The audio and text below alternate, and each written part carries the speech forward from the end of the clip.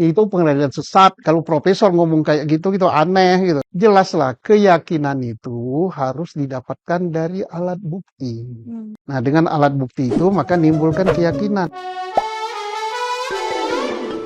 Hola netizen yang tercinta, masih dalam kasus Jessica ya. Hadirin sekalian, kita kawal terus setiap perkembangannya, jangan sampai tenggelam begitu saja. Seiring berjalannya waktu dengan ramainya kasus ini, banyak orang yang mulai angkat bicara terkait kasus ini dikarenakan banyaknya kejanggalan yang kurang masuk akal. Yang terbaru ada Bapak Susno Duaji, mantan Kepala Bareskrim Polri, angkat bicara terkait kasus Jessica ini. Dalam salah satu podcast, dia mengatakan tidak ada bukti satupun yang merujuk kalau Jessica adalah pelakunya. Selain itu, dia juga membantah pernyataan Prof Edi terkait bukti-bukti Jessica adalah pelakunya. Dengan tegas, mantan Kepala Bareskrim Polri ini menyebut kalau Prof Edi ngawur. Oke, kita lihat cuplikan videonya ya. Saya sangat meragukan bahwa proses peradilan ini berjalan benar. Sangat ragu saya. Ini boleh dikatakan, tapi saya tidak berani mengatakan peradilan ini peradilan sesat. Ya nggak berani gitu ya.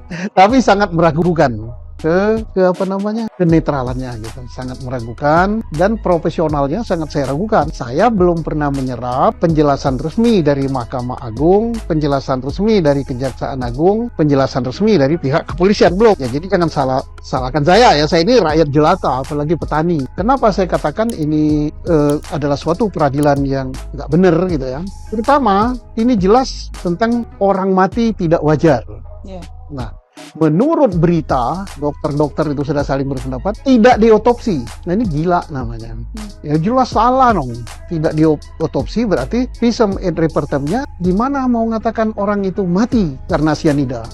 Ini kesalahan paling besar. Kemudian yang berikut, tidak ada satu alat bukti pun. Alat bukti ya? Alat bukti di dalam KUHP pasal 184 itu keterangan saksi, keterangan ahli, terus surat, petunjuk, kemudian keterangan terdakwa atau tersangka. Di antara 5 alat bukti ini tidak ada satupun yang menyatakan bahwa Jessica memasukkan sianida ke dalam minuman itu. Tidak ada satupun. Ya kalau nggak ada, hakim dapat keyakinan dari mana? Nggak usah polisi meriksa, nggak usah jaksa nuntut, nggak usah ada visum apa, langsung aja di depan sidang sini. Aku yakin sing mati ini. Itu pengadilan sesat. Kalau profesor ngomong kayak gitu, itu aneh gitu. Jelaslah keyakinan itu harus didapatkan dari alat bukti. Nah, dengan alat bukti itu maka nimbulkan keyakinan. Hakim kok berani memutus suatu perkara yang sama sekali tidak ada bukti langsung yang menunjukkan bahwa dialah sebagai pelakunya. Orang sudah 7 tahun mengkam dalam penjara. Kalau dia tidak bersalah ya, masa remajanya hilang, masa harapannya hilang. Nggak tahu ini terangkat lagi, apakah doanya dikabulkan oleh Allah sehingga ini terbuka. Ya mudah-mudahan. Jadi tolonglah yang merasa berdosa dalam hal ini ya, baik ahli, baik pemeriksa tingkat awal, penyidik, atau penuntut, ataupun hakim yang menjatuhkan vonisnya, bantulah untuk mengeluarkannya. Nah, gimana nih menurut netizen yang maha benar? Silahkan berkomentar ya. Aku udah gak kaget dengan bagaimana Pak Edi ini lebih gampang untuk berbicara daripada berpikir. Yang penting ngomong dulu, masalah benar atau salah belakangan. Terbukti dari cuplikan video tadi adalah cuplikan dari sidang sengketa pemilu tahun 2019.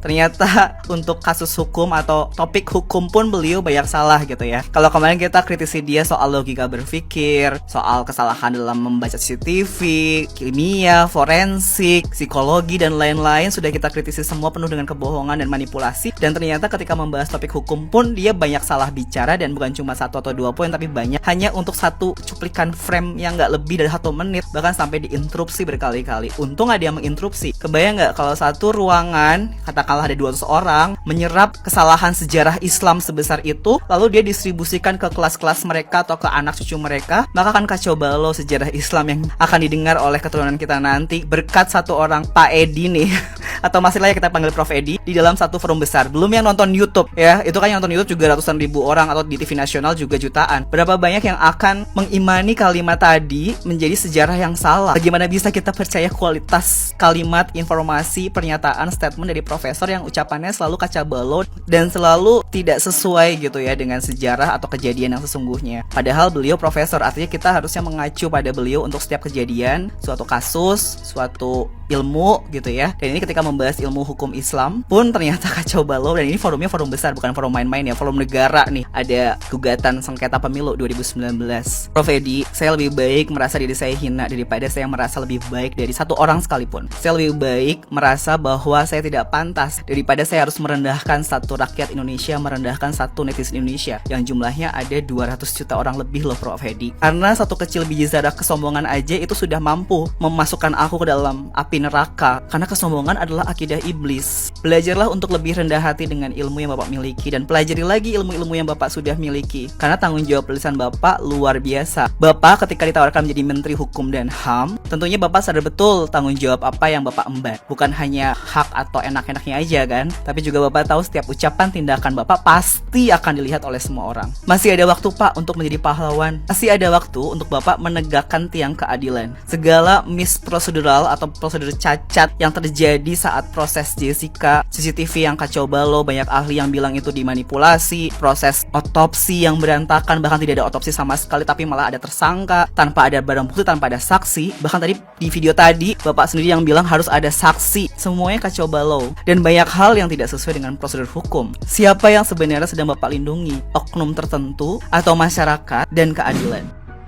Ini kenyataan yang baru terungkap, dan yang mengungkapkan ini semua netizen dengan Netflix. Kenapa para petinggi bangsa ini pada saat itu tidak ada satupun yang bisa maju dan membantu untuk membela pengacara untuk membuktikan bahwa memang tidak bersalah. Otopsi tidak pernah ada. Tetapi bagaimana caranya dan bagaimana bisa pihak kepolisian bisa melimpahkan perkara ini ke pengadilan, hingga dalam perjalanan pengadilan semua bukti tidak ada dan tidak terbukti sama sekali. Dan kenapa? Bagaimana? Ada apa? Hakim bisa memutuskan tanpa ada bukti yang jelas. Permainannya dimulai dari sekarang.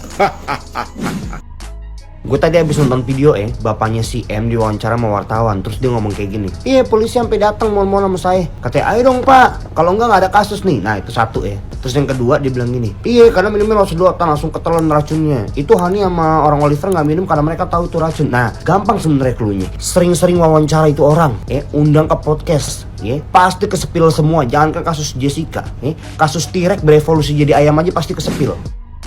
Berikut kejadian di luar TKP yang bikin gue makin yakin kalau sebenarnya Jessica dijadikan sebagai kambing hitam oleh beberapa pihak yang punya kuasa dalam kasus ini. Yang pertama, tidak boleh diwawancarai. Seperti yang sudah berseliweran di FYP, setelah Netflix mewawancarai Jessica, pada dokumenter film tersebut dikatakan bahwa Jessica tidak layak lagi diwawancarai. Padahal kan Jessica udah dituntut hukuman 20 tahun ya kan. Kalaupun semisalnya diwawancarai kembali, ya biasa aja gak sih?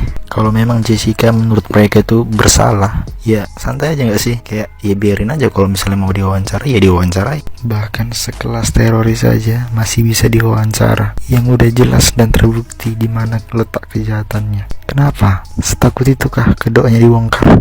Yang kedua, berbagai video podcast di ban, video Dr. Richard Lee, video Om Deddy, dan konten kreator lainnya. Alasannya apa? Gak jelas. Kalau memang Jessica itu terbukti bersalah, gak perlulah sampai nge-ban video orang.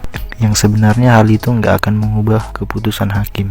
Mudah-mudahan ada titik terang dari kasus ini dan ada petunjuk baru yang bisa ditemukan supaya dapat mengajukan PK. Teman-teman semua tolong share video ini. Gak banyak yang bisa kita perbuat. Netizen cuma bisa mendukung dan memviralkan apa yang terjadi supaya bisa dilihat presiden kita.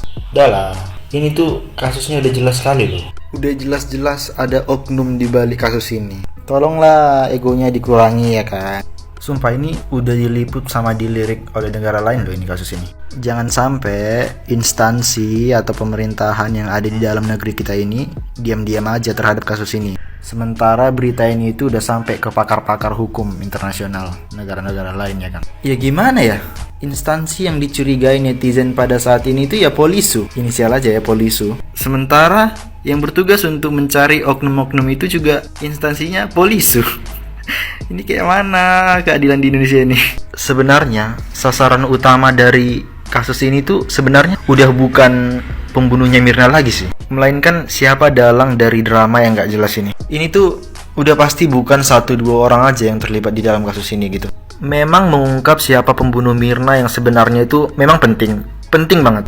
Tapi mengungkapkan siapa aja dalang-dalang di balik kasus ini tuh itu jauh lebih penting. Karena dalang dari kasus-kasus sebelumnya yang mungkin netizen mencurigai kasus tersebut ada kejanggalan gitu, pasti orang yang sama. Coba dong tag orangnya di kolom komentar. Bye.